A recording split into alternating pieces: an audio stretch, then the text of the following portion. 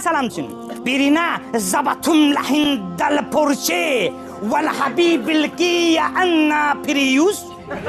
Yəni birinə Porsche, birinə Prius alsan, Zabahtum lahallal qahilin. Belə deyin. Siz toya gedin.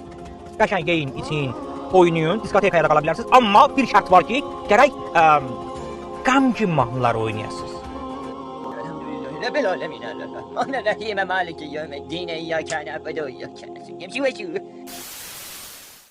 Allahın dini ilə lağlağı, zarafat etmək küfürdür, qardaşlar. Və insanı avtomatik olaraq İslamdan çıxarır. Necə ola bilər ki, insan Allahın dinini ələ salsın, eyni zamanda da müsəlman olaraq qalsın? Xeyr, bu mümkün deyil.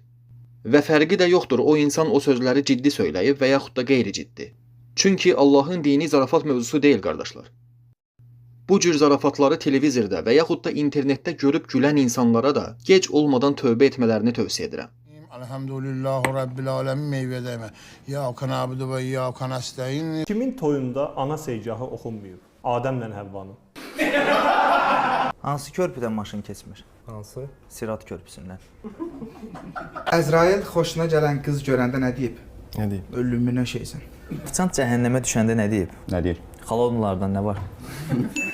O cür videoları çəkənlərin və orada çəkilənlərin zaten aydın məsələdir ki, din kimi bir dərdləri yoxdur. Heç deyilsə siz bir izləyici olaraq özünüzü və ailənizi küfrə düşməkdən qoruyun. Allahın dinini, kitabını, peyğəmbərini, peyğəmbərin sünnəsini ələ salan hər kəs küfr etmişdir və İslamdan da bir payı yoxdur. Bunun dəlili də Qurani-Kərimin Tövbə surəsindədir. Onlardan nə üçün istehza etdiklərini soruşsan deyərlər.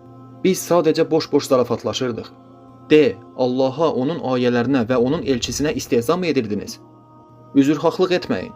Siz iman gətirdikdən sonra kafir oldunuz. Sizlərdən bir qismini bağışlasaq da, digərlərinə günahkar olduqlarına görə əzab verəcəyik.